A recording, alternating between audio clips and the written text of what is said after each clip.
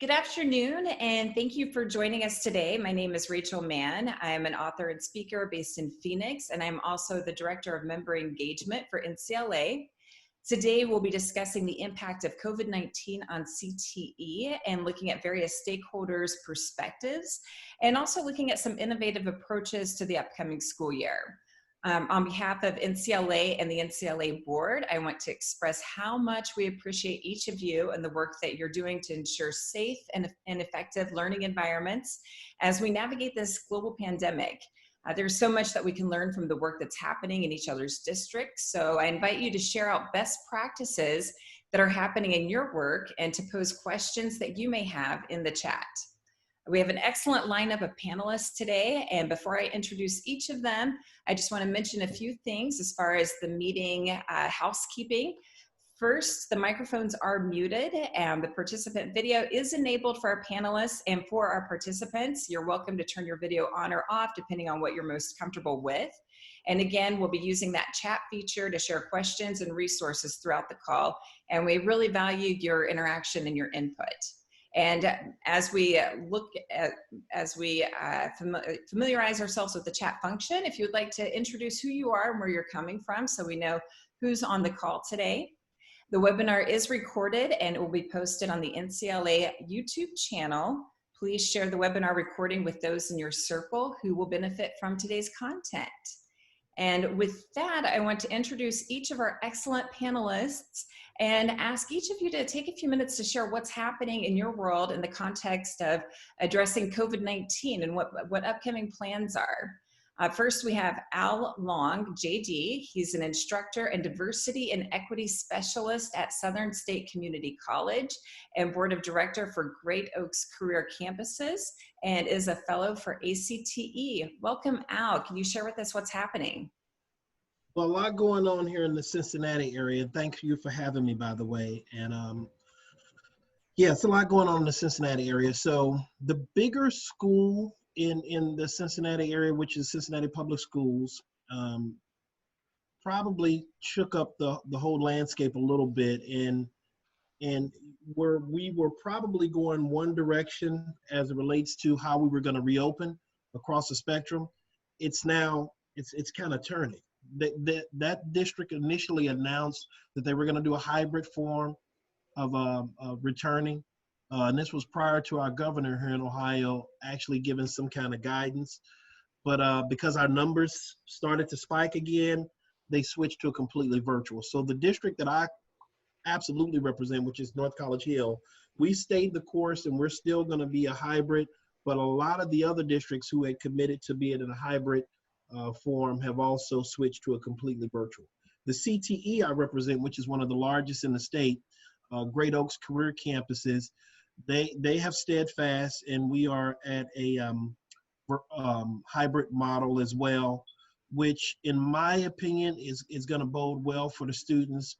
We have a very strong urban population in the county that I'm in, and having kids home potentially unattended because parents they gotta work, can't really take off, is not really the best thing. So it's just a lot of confusion right now. There's no consistency across the board, and a lot of parents are scared. A lot of students are concerned. One of the other bigger districts north of Cincinnati just shut down their entire sports program because they're going virtual. So the impact on so many different levels with that being shut down for the term is going to be just hard to measure. Just so the breadth of my area right now is just confusion and concern. Thank you, Al. And next we have Aron Schmidt, who is the president at MECP2 Duplication Foundation, and he's also the director of high school instruction and CTE for Vail School District. Aron, what's happening in Vail? Thanks, Rachael. Al said, well, concern and confusion, and I feel like that's just going to be our summer theme for 2020 across the board. But in Arizona, we've probably set a record for governor executive orders over the course of the last month. We we feel like we have kind of a new plan each week. And I think it's just adjusting to the very high number of cases that Arizona is experiencing right now. And we've been given a lot of flexibility as a school district.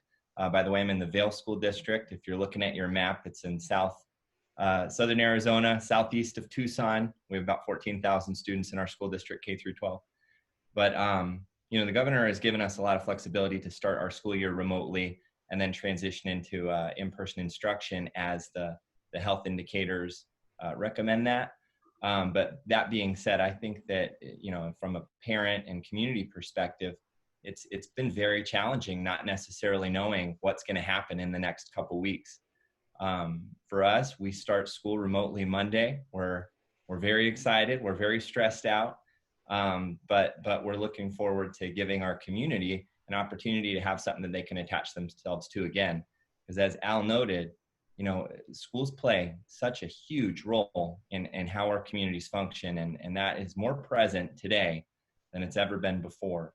So we're really happy that we're able to give our students some quality education starting Monday, and when we can have them back in person, we're really looking forward to seeing their faces again too. Excellent. And I want to mention that the folks that we have, our lineup of panelists, they have excellent bios that I'm trying to copy and paste so you guys can see all of the great expertise we have on here. And if I'm not able to get it in there, I am going to share that out in the follow-up email with the recording of today's webinar. Next, we have Jason Gillette. Jason is representing business and industry for us today, and he's the executive director of Guild Health Consulting and has a fantastic podcast, which, Jason, I hope you'll share that in the chat so folks can check that out as well.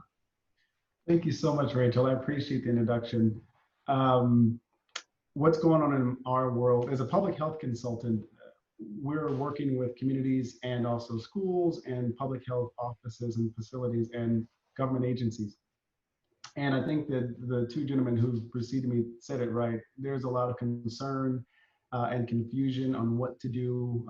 And I think that that's true in Arizona more so than anywhere else. We really want to get things back to a space of stability. And what I've seen in my work is that there are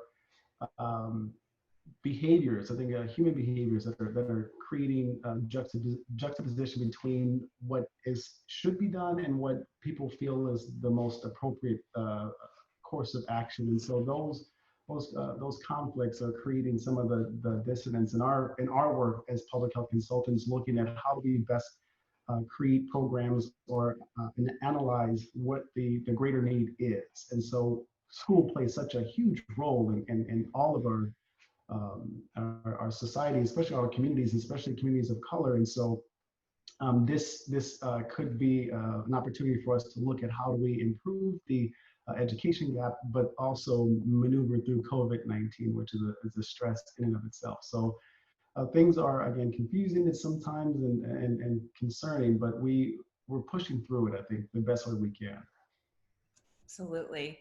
And next we have Lennon Audrain, who is representing both students and he was teaching during COVID-19 out in Boston this past year. But Lennon is a PhD student in education policy and research assistant at Arizona State University.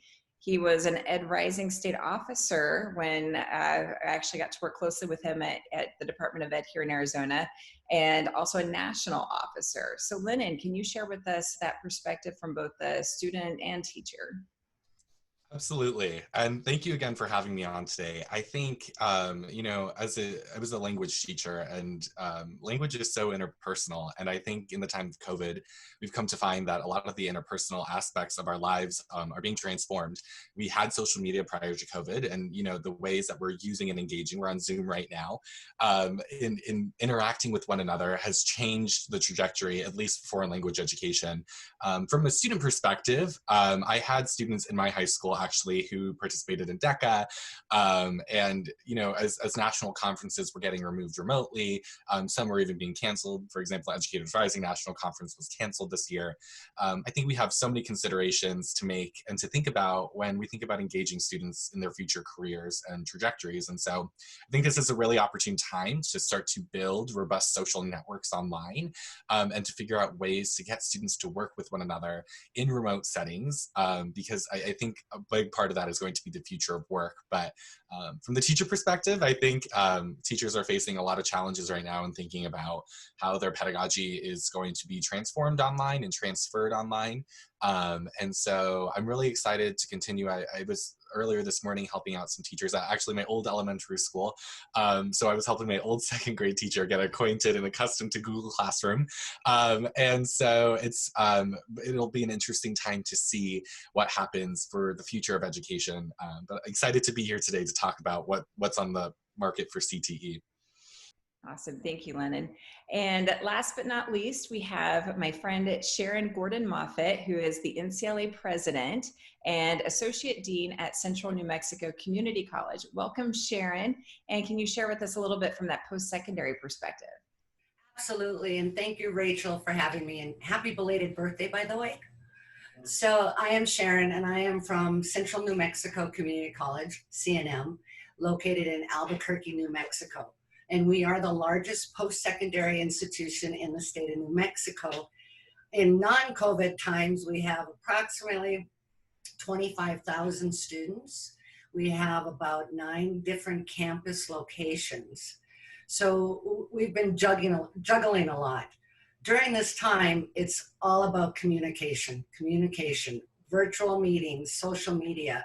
And it's amazing what we have learned that we can do from home and that we can do virtually. You can't think about, oh, we could never teach that online, because we have found ways to do it.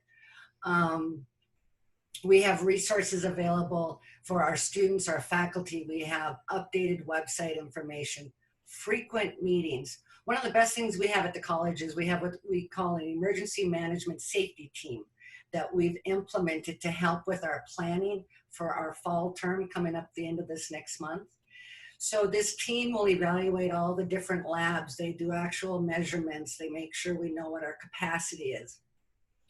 One thing that's really worked for us over the summer and as we move into the fall is lowering the number of students in the labs. But for fall, we're anticipating over 500 sections of classes will be taught. Struggles, once again, effective communication. We learn, we move forward, then the state makes changes. But luckily, New Mexico is doing very well. So it's hard because school is really made for social interaction, not social distancing. So there's been a whole shift change, but we're gonna get through this. Well, and Sharon, while I have you here unmuted, what impact is physical distancing and measures to combat COVID-19 having on young people from your perspective, or from the perspective of educators or parents? What are you hearing from students and families, and what advice do you have? And then I'll ask the other panelists to jump in after your response. Thank you. Several different layers of concerns, and I reached out to some of my colleagues at the college to ask their opinion. We're finding that some of our students are contacting faculty frequently with struggles and issues. They contact faculty more now when they would normally talk to their classmates or their peers. There's concerns with students with learning disabilities and technology hurdles. So that's a big one, because parents are being forced to become teachers, counselors, and have specialized teaching skills that they often don't possess. So that's difficult with the physical distancing. Sometimes the quality of communication is lower than in person. We're finding that students sometimes have subpar writing skills. So to convey messages to their faculty in writing versus in person is a challenge for some. But basically, dynamic and difficult some of the impact that physical distancing is having.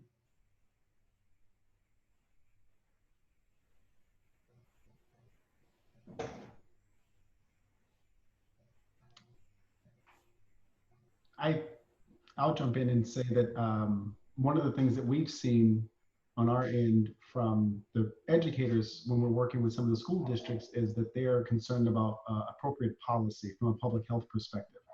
What's the current policy? How do we manage effective policy? One of the challenges is miscommunication or misinformation from those in positions of authority. And I think that it's just, you're learning as you go, especially since COVID-19 is new to all of us.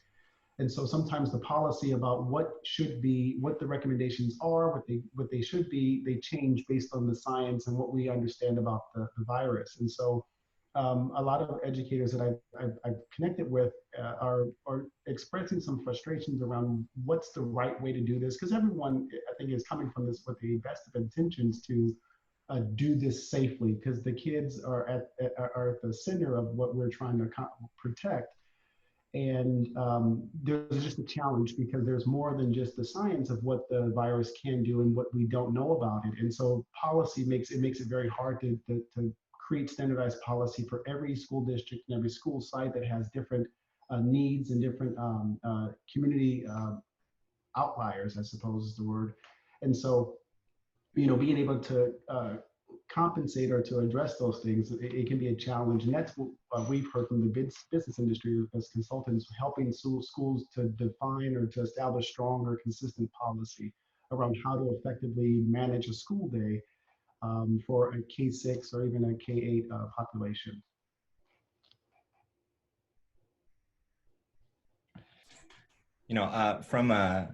From our K-12 perspective, if you don't mind, I'll give you the parent perspective and I'll give you the administrator perspective. I'll start with the administrator one. Our community, it's almost like it's been changing in terms of what kind of the issues are. In fourth quarter, that's when we, started going remote and stopped going to school with the students. And I think in that initial piece, our young people in our community were focused more on what they were missing. Right, you're missing your proms, graduation. A huge amount of our community focus was on that. But also what came with that, and this is a lingering stress, is there's a lot of stress in the households in our communities from the parents, and it drips down into the students as well. So they're kind of capturing a lot of stress and carrying that around, and they don't have a lot of good people to talk to right now. I think Sharon hit it on the head right there. They're just reaching out to non-traditional measures to talk, to connect. So mental and emotional health is a huge piece that we're concerned about in our community right now, especially after we just had a summer where, students, there wasn't day camps, there wasn't summer camps, there wasn't a lot of kids going and meeting other kids. There was a whole lot of PlayStation from what I could tell. And I'm just not sure if that was helpful for helping the state where students are at. So as they head back into school, I know that's a large concern that our teachers and schools have, is how do we support students in that mental health aspect as we're able to. As a parent of a special needs child, I can tell you that, I have concerns, and I'm sure parents of just any kid would see this, just that regression. I see skills that were my kid was more fluent in 2 months ago, 3 months ago. I see those regressing a bit. And I think as a parent, that puts a lot of pressure too, because then you feel like you're letting your kid down. So I know what we're hearing loud and clear from our community is that they don't just want their students back in school so that they can save on childcare. I think that's like a nasty thing that's kind of being put out there. They want their kids back in school because they're watching them go backwards. And I don't think that's anything any parent wants to see for their child.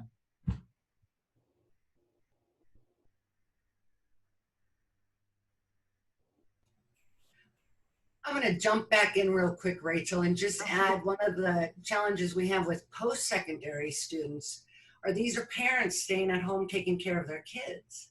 So they're doing all kinds of added work and then trying to do their coursework in addition to the struggles of being a stay-at-home parent in the situation. So that's difficult as well.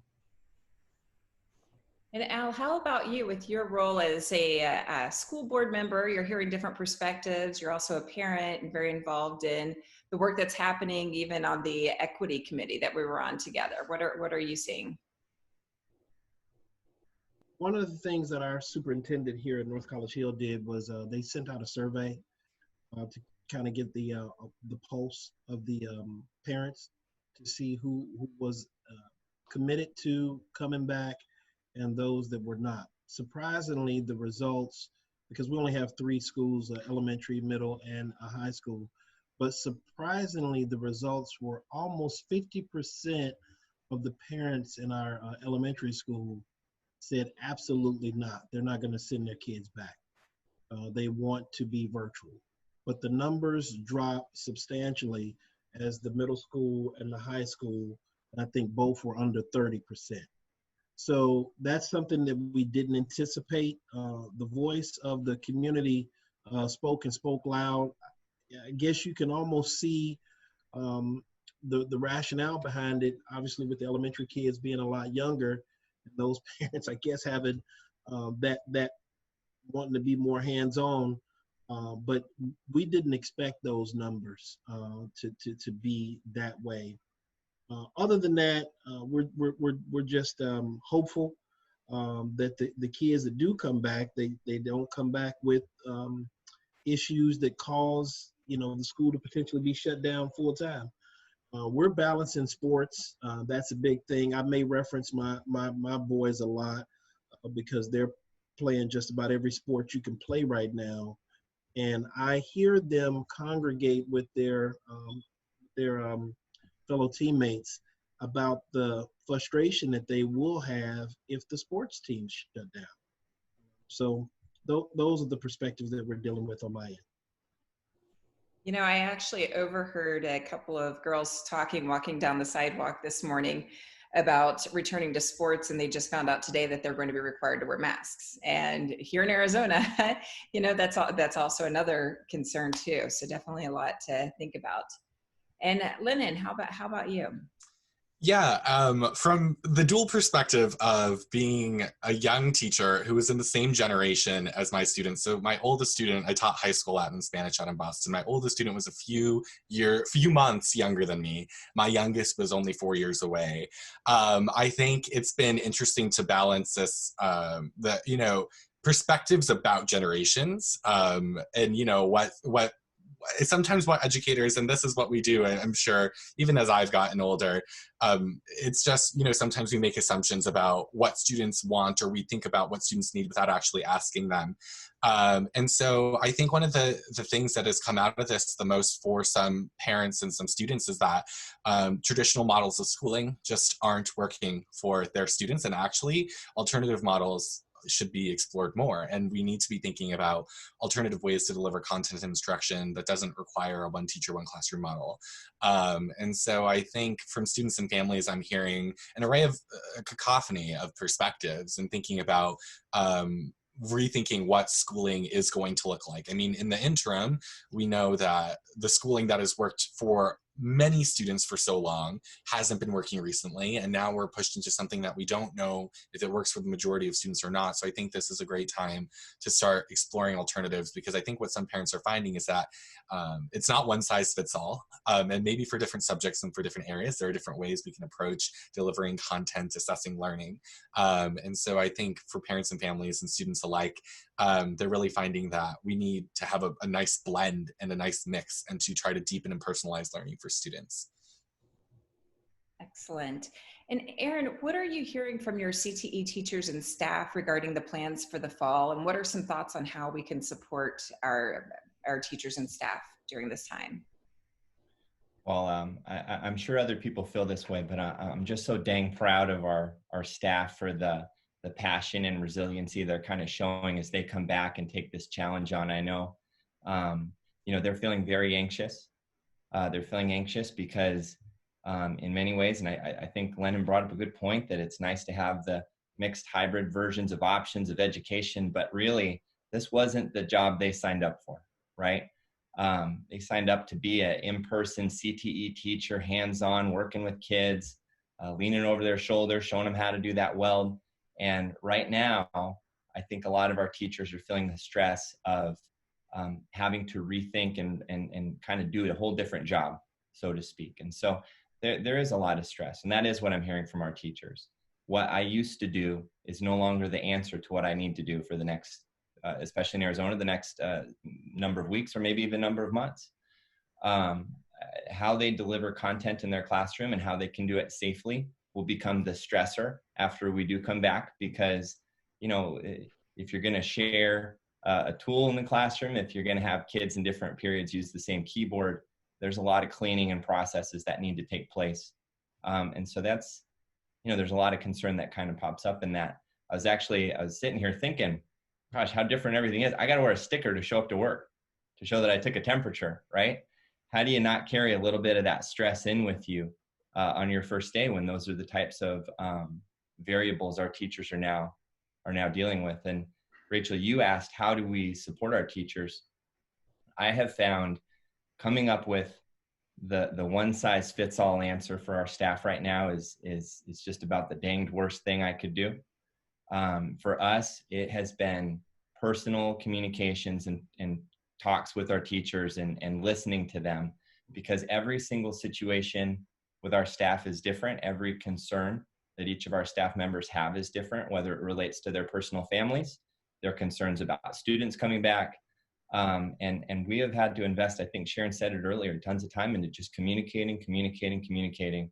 But the key part of communicating is also the listening part. And so we've invested a lot of time into that as well for our staff. I will let Lennon and Sharon and Al speak on this part because of their experience in the schools specifically. As a consultant, we work with schools, but I don't specifically work with the teachers specifically. So I think that we'll give some expertise to this topic. I can go ahead. Oh, go ahead. I'll pop in and I will echo what Aron said about communication, listening, and then acting on it the best we can. I'm seeing one of the major concerns with our faculty going back into the lab is safety. And so how do you share a keyboard? How do you share tools? For us this summer, we completed truck driving. So how do you implement safety protocols inside of a semi-truck? So with the teams and subject matter experts at the college, we create clear requirements, safety protocols, step-by-step instructions that students and faculty and staff will have to adhere to. And faculty want direction, and they want, you know, it would be nice if you could give them a solid answer and direction, but next week that may change based on state requirements.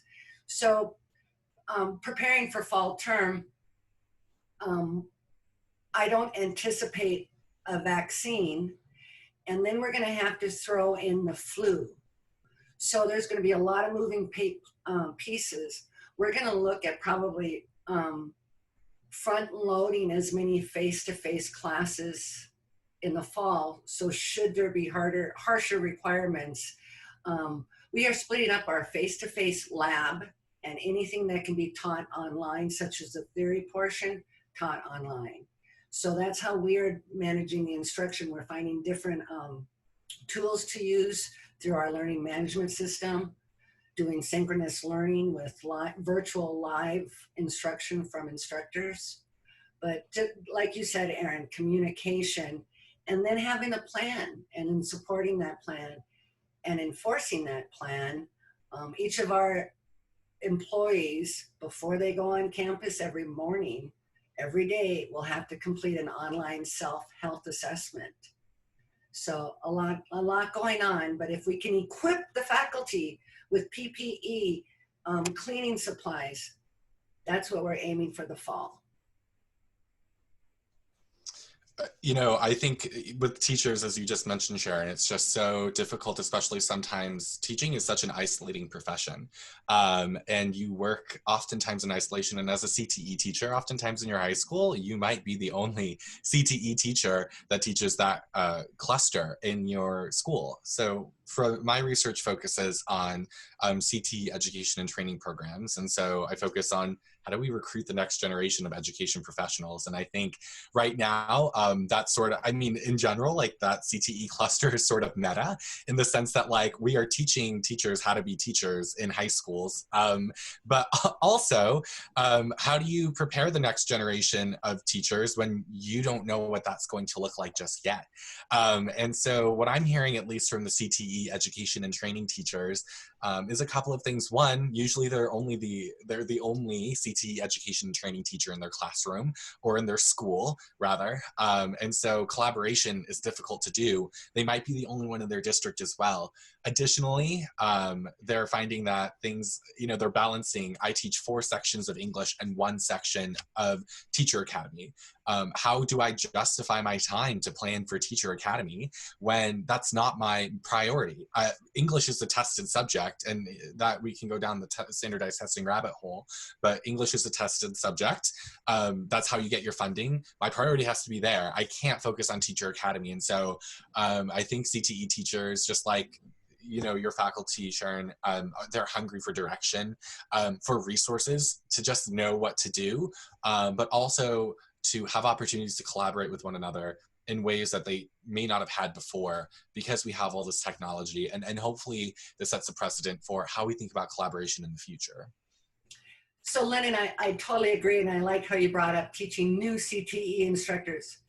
Imagine what the challenge it is to teach old CTE instructors that have been in the labs for years, for decades, now enforcing that they go through training so they can teach online. So that was a huge hurdle that we had to get through. Anyone teaching online had to go through training, so we stick to academic rigor. We have quality standards. And we've had folks in the diesel lab or welding that are so resistant, they don't know how to use email, let alone now they're having to learn how to teach in an online environment. So challenges. Now, Al, what do you have to add from this? What are you hearing? What are your thoughts? To a certain extent, the ones, if I'm being honest, you got some teachers that are joyful that the blending model is there, but they would also prefer the full virtual. They don't want to run the risk. We've had I think someone that has retired because they didn't want to run the risk of being exposed. But I'm finding oddly enough, and I know teaching is a very, very difficult thing. Lennon can speak to it all day, everything. But oddly enough, I'm finding, teachers that are kind of looking forward to just being completely virtual and stepping away from the classroom for as long as physically possible this entire school year.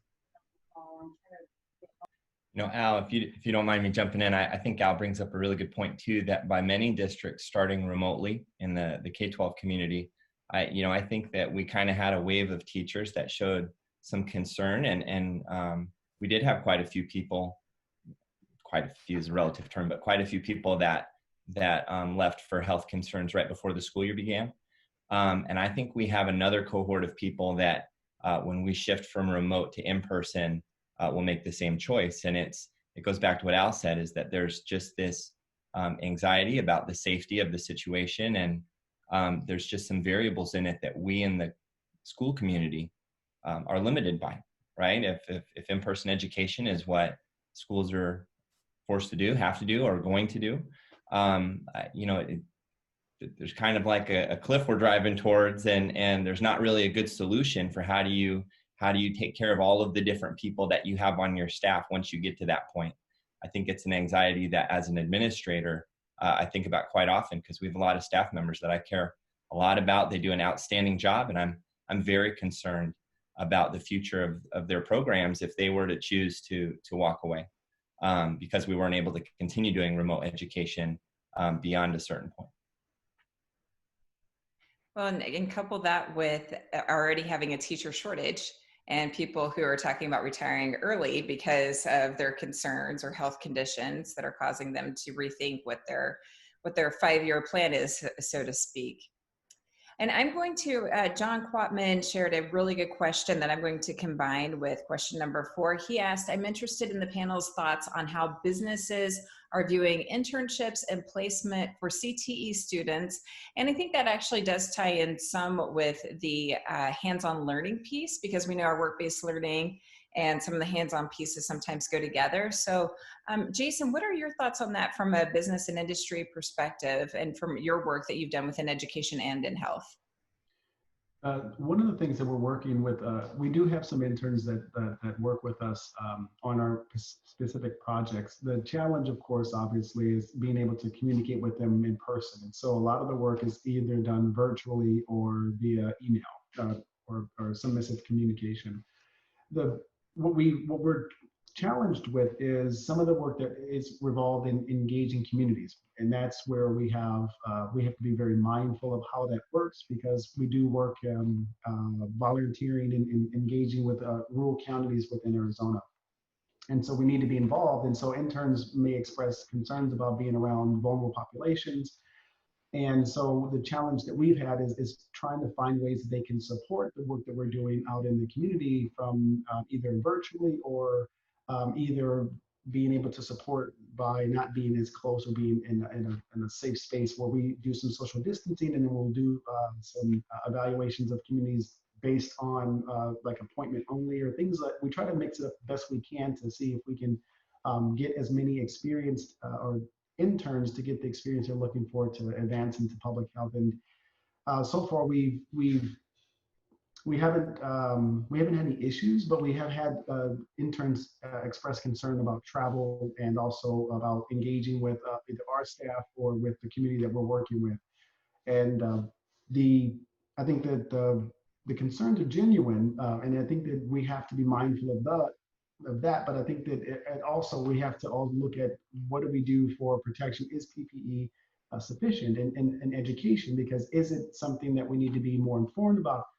How do we safely go throughout our day, as opposed to just being, as opposed to not getting those opportunities and not getting that experience? And so there's concern, there's some education, and there's a little bit of some decisions that need to be made, really, at a state and county level that will give us a little bit more guidance on how to do that. I think for CTE education and training teachers, so teachers who teach Teacher Academy, this is a prime opportunity to explore something different.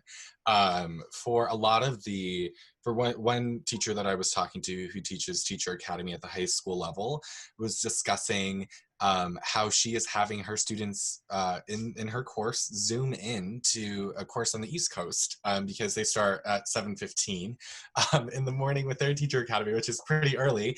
But during that time, rather than, because they can't do in-school internships and go and observe teachers, they're figuring out ways how to be innovative and how to explore futures of learning and future ways of teaching. And I think for CTE education and training students, this is, again, a great opportunity for them to start co-constructing and building what the future education workforce is going to look like, and explore, from both perspectives. As a student, these high school students are learning on Zoom, they're learning through modules on Canvas, but now they're also helping to deliver instruction on Zoom. And so I think that dual perspective is really giving students the opportunity to think about what it means to be an educator in the 21st century.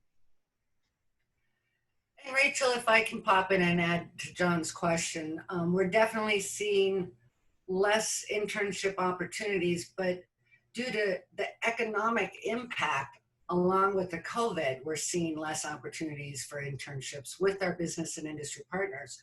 The other challenge we're having is with any work-based experience. So at C&M, we've got 2025 allied health programs that require clinical hands-on experience in the hospitals. So over the summer, we've been able to continue to place our students in hospital settings. And you can only imagine the protocols and the details we have to deal with working through that. So it's just constant communication with our industry partners, with our clinical partners. and any internship opportunities, because our school does not have control over their safety requirements or what they require from their staff versus what we can do in our own lab. So that poses challenges as well.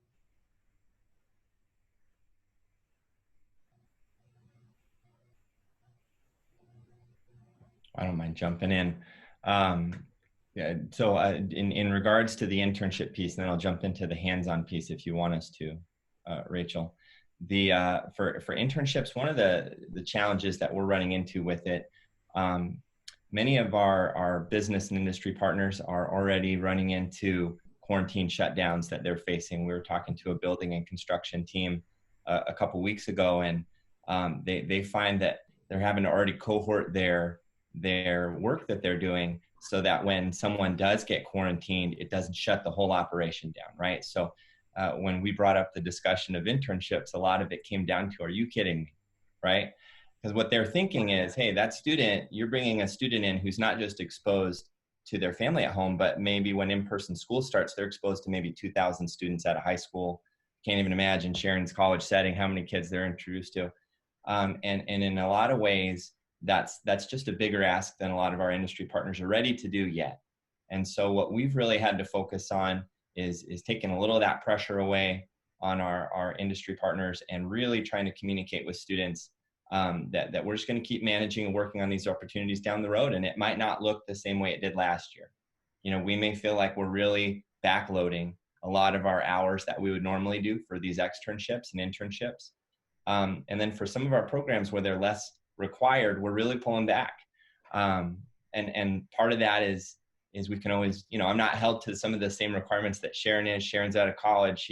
She has to get those in, or those credentials may not happen. In some of our cases, it's just student opportunity for our 11th and 12th grade students. But it's been a huge challenge. And right now in our district internship program, we're really struggling placing kids. So we've instead worked more into virtual internships. We're working really heavily into work-based learning, educational opportunities where we're kind of working with the kid and teaching them some skills in hopes that maybe around October or November, we can get them placed somewhere within our community. And then in terms of hands-on learning, if I'm correct on that, the next topic, I hate to mess this up for everybody. No, we combined the two, so you're good. Perfect. You know, in the online world, the hands-on approach is obviously real tough. You know, I love Lennon's optimism. I love where Lennon's at with things, and I want to be where Lennon is. But the reality that I want to also share for just us right now is our teachers are full on their emotional meter. They're full on figuring out how to use, for us, Schoology and conferences is what the product that we're using. It's new, right? And they're a little just full on trying to figure out what the heck they're doing Monday. And it's been a big challenge in terms of just identifying which of our teachers are ready for that next innovative piece so we can try to work on that hands-on, and which teachers we really have to kind of pull back on and just be happy that they're figuring out how to do their learning management system right now and roll something out on Monday. And so I feel like this is kind of the theme, but you really have to have that individualized response to each of your teachers. I also find that for our different programs, the amount of supports that exist are very different. It's a lot easier for me for our photography programs and for our media programs to provide a good hands-on experience at home for our students. We're a one-to-one laptop school district. It's very accessible. We're spending a lot of time working with our construction teacher on what's safe and fair to ask of his students to be doing at home. You know, we're working with our culinary teacher. Everyone assumes everyone has a kitchen at home, but whether it's stocked or full or there's stuff in it is a whole different story. So our answer for culinary is we have little kits that kids can pick up, and they have a few supplies in them, and they have a few little pieces of equipment tonight, you know, like spoons and bowls tied to them so that we can have that for students who need it. For construction, we're still exploring it. For agriculture, we have a different answer. I mean, every CTE program kind of needs that very specific answer, and they don't all have an answer of buying some curriculum, some virtual curriculum lab somewhere. I mean, that's not a real thing that's out there right now for everything. So it's just been a little bit of a struggle, and it's knowing your people and knowing how hard to push in that direction until they're comfortable. Rachel, fortunately, with the way that my CTE leadership has planned the school year, our students are still going to receive a good mix of hands-on learning with the blended schedule that they have, because they're going at least 2 days a week. So, I mean, we're trying to make it as seamless as possible. Obviously, it won't be that everyday thing, but the lab experience that the students in, you know, programs that require that hands-on, it's still going to be there. So we've been lucky in my CTE to at least plan for that hands-on experience to be as seamless as reasonably possible within my CTE, and for that I'm grateful for the leadership of Great Oaks. Thank you. Yeah, it's we will be having a webinar later in August. I don't have the date set yet, but we're pulling some folks who are just doing some really innovative stuff within the hands-on virtual combo piece, and be looking for that for later on, because it's such a huge topic that we hear so much about. It's so complicated, and like Aron said, there's just so many, it looks different for everyone. And so the next question I have, and we'll start with Lennon on this one, is what is the best practice that you've implemented or seen that could be replicated by other CTE leaders, educators, or other stakeholders during this pivotal time in education? Yeah, and to Aron's point about there not being a curriculum for every CTE program, I actually have a solution for you for your education and training programs. Recently, I just started at Arizona State University, so I've been working with the Mary Lou Fulton Teachers College to develop a 9-week micro course curriculum for free for CTE education and training teachers that covers the histories, philosophies, and structures of education. And so the course is completely free. I have about 200 teachers from across the country signed up for it right now. And a school district just called me up yesterday in Texas, and they're like, we're putting all of our teachers who teach education and training courses on this curriculum. Students get a certificate of completion for it. And we're in conversations right now with the university about potentially offering college credit for completion. And so the idea behind this is a couple of things. One, CTE teachers are so overwhelmed, as you mentioned. Trying to figure out what to teach and how to teach it is something that it's a shock. It's different. But I think, you know, working with university partners, we can figure out solutions to that. And so this is one micro course. It's a 9-week course in a suite of courses that will be developed over the course of a year. It can be done in 9 weeks, it can be done in 5 weeks, and students will hopefully in the future be eligible for some college credit for it. But it aligns to Arizona standards, it aligns to educators' rising national standards that were put out there for teacher academies. And it'll be a great way for teachers to collaborate with one another as well. We'll host some sessions where teachers can share ideas with other teacher academy teachers from across the country. And then hopefully we'll be able to generate some ideas and thoughts about what students feel about COVID, what students who are thinking about entering teaching in the time of COVID think about entering teaching. And so if you're interested in this curriculum for maybe your district, or you'd like to just learn more, I'll put my email in the chat. But yeah, I think that one of the things that we can do is really reach out to our university partners who have really robust and well-established online programs and ways that they've been doing this. I know Arizona State University, for example, has had a really robust ASU Online, really robust degree program. And so their transition for some of the things like internships are already well established. And so collaborating and sharing practices with the university and of course community college partners is vital right now in the time of COVID.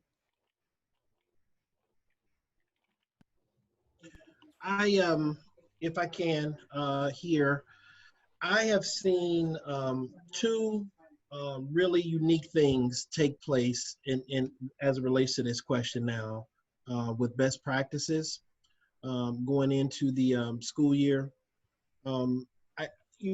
Rachel had mentioned before, we've been doing some work on the achievement gap.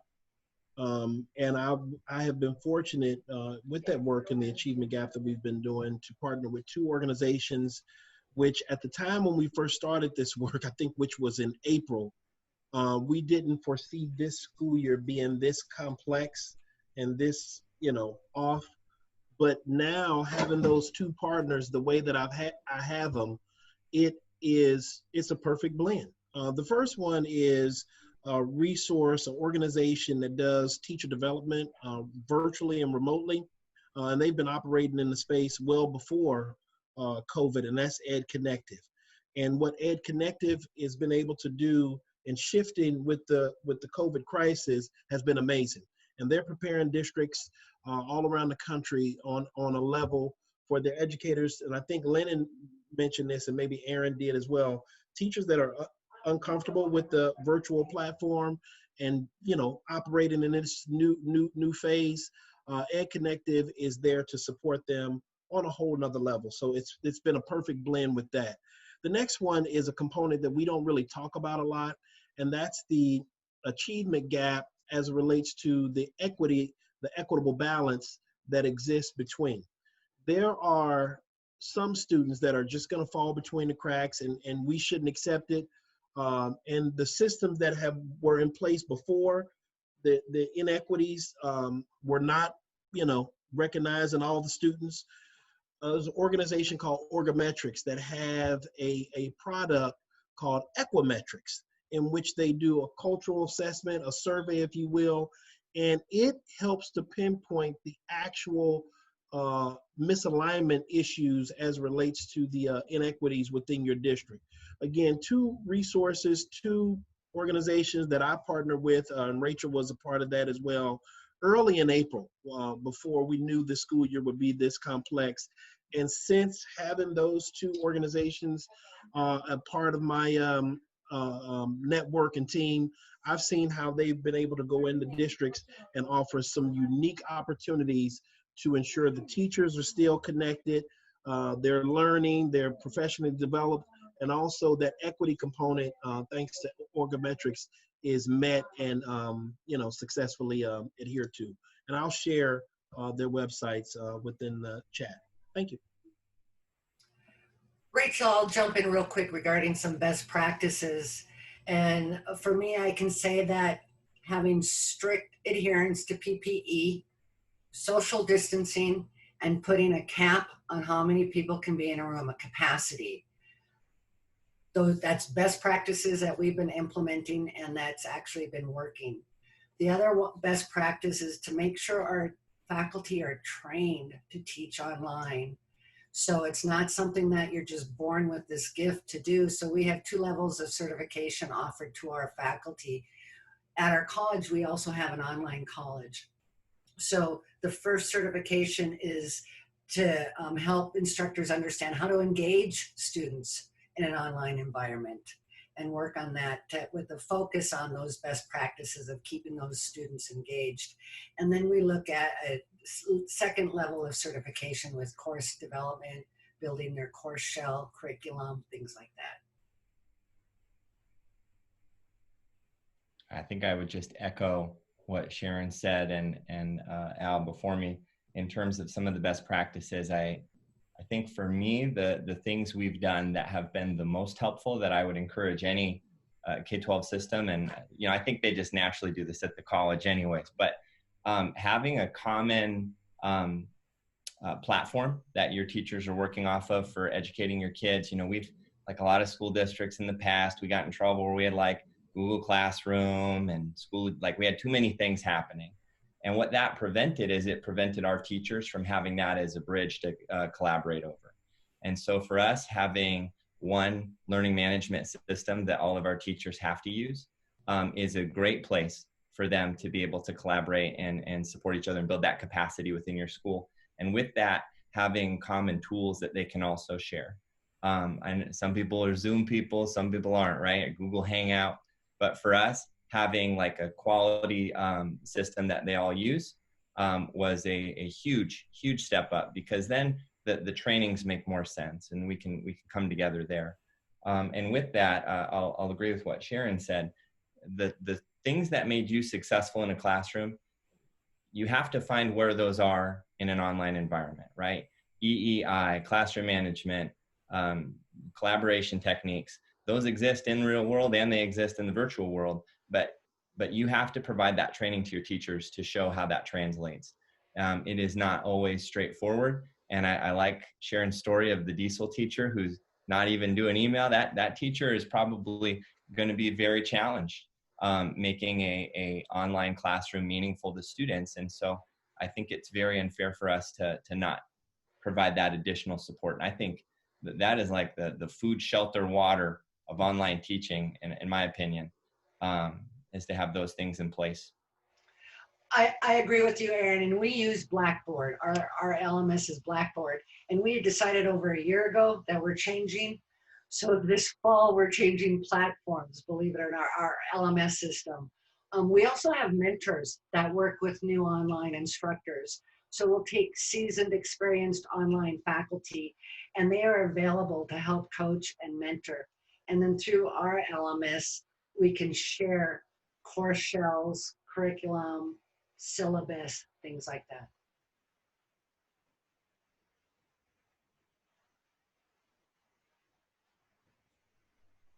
All right. And Jason, did you want to share a best practice or recommendation?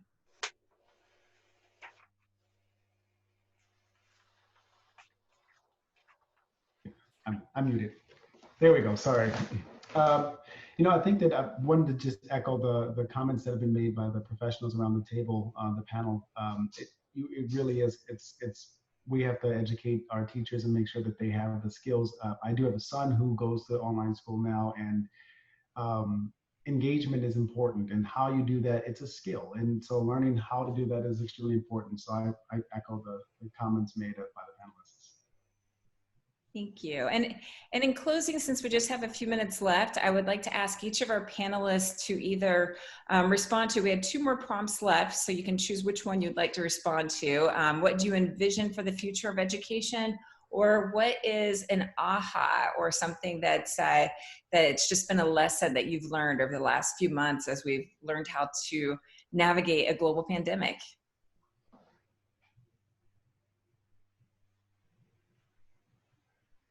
And Sharon, we'll start with you on that one. Okay, well, I'm going to touch base just briefly on both of them. What do I envision for the future? Really a paradigm shift. I think we're going to see a lot of much more virtual reality, AI, and I think everyone should read this book. That will help as to what we're going to in the future. But we are going to see a shift. I think the sky is the limit as to where we go with this. I think when it comes to aha moment or lessons learned, how many times have we heard there's no way we could teach that online, especially in the CTE world? I think we don't fight change. We don't fight change. We're going to have to go with that. And we have to look for different ways to embrace and deliver education. Our staff, our faculty are amazing. The leadership of my college, I think we're the best community college in the nation. So dynamic and different, that's what we're looking at. This is Jason. I'll echo Sharon's thought. I really appreciate the vision of what school can be. We do need to rethink it and to really innovate and take this opportunity to really put in intentions behind what education can look like going forward for all. And I think what Al brought up is the education gap, which also addresses a lot of other systemic issues, needs to be taken into consideration as well as we start to reinvent what education looks like and how do we kind of encourage curiosity from all of our kids going through the K-12 systems. Lennon said that we don't know what's next. And I really appreciate that as well, because the aha moment is that we don't know what's next, and that's okay. And I think that what we need to be mindful of is that just because we don't know what's next doesn't mean that we don't move forward. And so as a public health consultant, and what we do in public health is important because we're looking at not just the structure of the school, but we're looking at the community as well. And so there is no right or wrong answer to this one. It's just being intentional about being curious about how to do this and also looking at how do we reinvent in a way that's inclusive for all, and making sure that education is accessible for everyone and a quality education is accessible for everyone. Jump in because I love what Jason just said.